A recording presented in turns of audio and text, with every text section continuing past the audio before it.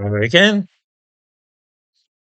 the most popular reason advanced for the mass immigration to this country, which has been gathering strength relentlessly over the last 20 years or so, is because of Britain's aging population. Immigrants are needed to do all the essential things like working in care homes and so on, tenderly looking after the aging population. I am sorely tempted here to use a vulgar colloquialism, dismissing this mad idea as a load of something beginning with B and describing a couple of spherical objects found in the scrotum. But I shall refrain from doing so, lest I should cause offence. The truth of the matter is that it is actually the ageing population who are maintaining and paying for the immigrants, not the other way around. This is why the pension age has been raised and why plans are now afoot to raise it again fairly quickly. It is due to rise to 68 in 2046, but the hope now is to bring that change forward by 15 years. I need hardly remind viewers that many women were cheated out of their pensions when the female pension age was raised first from 60 to 65 a few years ago and will rise to 67 next year. The government is determined that old people will carry on working until they drop. We need their taxes, you see, to pay for the enormous costs associated with immigration to Britain. Every asylum seeker in an hotel costs over £40,000 a year, and there are now estimated to be over 32,000 such people. Well, where do you think that £1.25 billion a year is coming from? Why, from you mugs.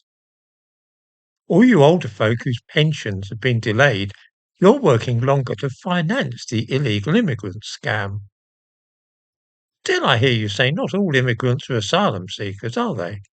What about all those nurses that come here and run our hospitals? They at least are a benefit to us, aren't they? Well, not necessarily, because every one of them will be receiving NHS services herself, and her children will be attending school here, and she may well be occupying social housing. These things all add up when you consider whether or not somebody is a net asset to the nation or not. Let me give you an actual example of this, one which I know personally. I do not say that she is typical, but nor is she a rare exception. I'm talking of a shanty woman. We'll call her Charlotte Bediaco, although that's not actually her name, who came to this country 2 years ago to work as a nurse in London. Charlotte has two children at primary school and also suffers from sickle cell anemia.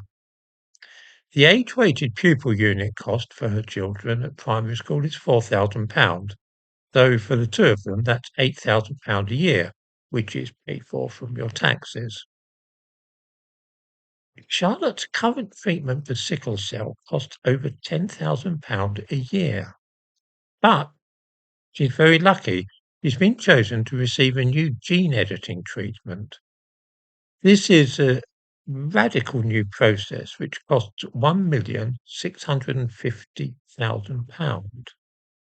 She's one of 50 people chosen to receive this treatment for sickle cell in this country, all of them immigrants. White British people don't suffer from sickle cell. Those 50 immigrants will account for £82 million of NHS funding in the coming year. The Ghanaian nurse of whom I speak is not a net asset to this country at all. She is a financial drain. She will never be able to work long enough or pay enough in taxes to cover a fraction of the treatment she is receiving on the National Health Service. The idea that we should be grateful for all those immigrants coming here and that they are vital for our future welfare is nonsense. We are being sold the, well, I suppose that swindle is the only correct way to describe it. It is we who are having to work longer than ever before in order to subsidize them. That is the truth of the matter, but nobody really likes to say it out loud. It's all a bit embarrassing.